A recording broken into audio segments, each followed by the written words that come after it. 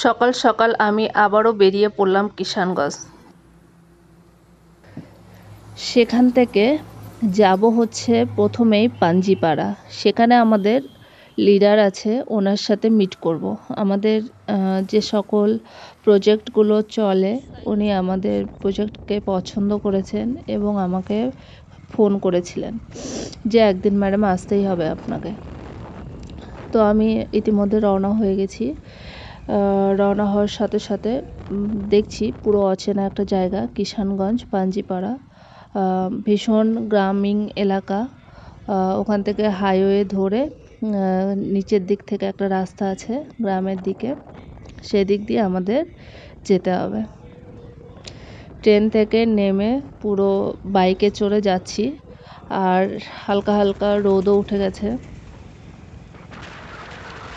যাওয়ার সাথে সাথে মনে হচ্ছে যে কোথায় চলে আসলাম। চারিদিকে শুধুমাত্র এত সুন্দর ভুট্টার ক্ষেত, এত সুন্দর পুরো চারিদিকে চাষে চাষ, আর এত সুন্দর আকাশের কালার, ওয়েদার, প্রকৃতির রং, সব কিছু যেন একদম পুরো মাতাল করে দিচ্ছে। আমি প্রত্যেকটা দিন এইভাবেই সকালবেলা বেরিয়ে ফিল্ডে বেরিয়ে যাই, ফিল্ড ওয়াক করি। তারপর পুরোটা হচ্ছে যত একদম পুরো ভেতরে গ্রামের দিকে ঢুকে যাই। ওই জন্য আমি ঘরে থাকার বেশি টাইম পাই না।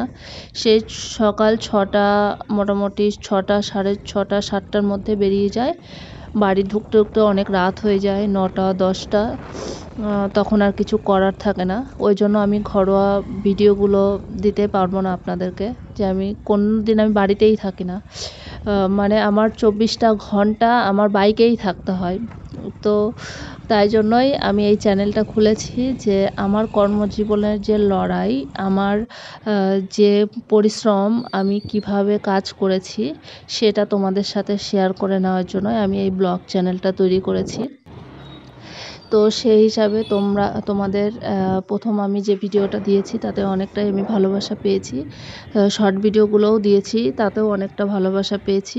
তোমরা দেখতেই পাচ্ছ কিভাবে আমি ভিডিওগুলো করেছি। হয়তো প্রথম দিকটাতে অতটা আমি ভালোভাবে করতেও পারিনি বা ভালোভাবে বলতেও পারিনি, তবে আমি আমার যে জীবনের জার্নিটা আমি তোমাদের সকলের সাথে শেয়ার করতে চাই।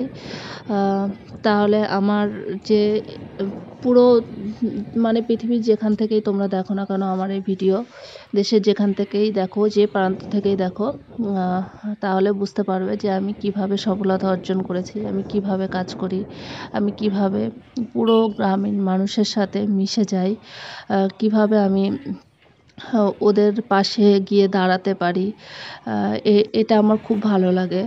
সন্ধ্যা প্রায় হতে চললো, বিকেল মোটামুটি 4:30 বেজেই গেল। স্টেশনের দিকে রওনা হলাম। স্টেশনের দিকে পৌঁছেই মোটামুটি ট্রেনও চলে আসবে খুব তাড়াতাড়ি। ট্রেনে উঠে আজকেও অনেকটাই ফিরতে ফিরতে আমাদের রাত হয়ে যাবে। ইতিমধ্যে শামসিতে নেমে গেলাম।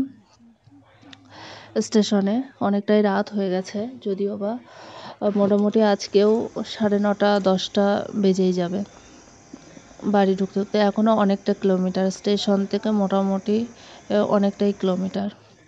সিঁড়ি দিয়ে নামছি।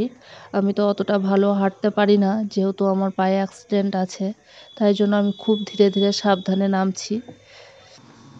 এরপর ফ্রেশ হয়ে ডিনার কমপ্লিট করে নিলাম। আমার ভিডিওটা পুরোটা দেখার জন্য তোমাদেরকে অনেক অনেক ধন্যবাদ। যারা এখনও পর্যন্ত আমার চ্যানেলটিকে সাবস্ক্রাইব করোনি, তারা সাবস্ক্রাইব করে আমার পাশে থেকো, সাথে থেকো, আর এইভাবেই চলার পথে আমায় সাহায্য করো। চলো, তোমাদের সাথে আবারও দেখা হবে নেক্সট কোনো এক্সাইটিং ভিডিও নিয়ে। ততক্ষণ পর্যন্ত তোমরা সবাই খুব ভালো থেকো, সুস্থ থেকো। Take care, bye by.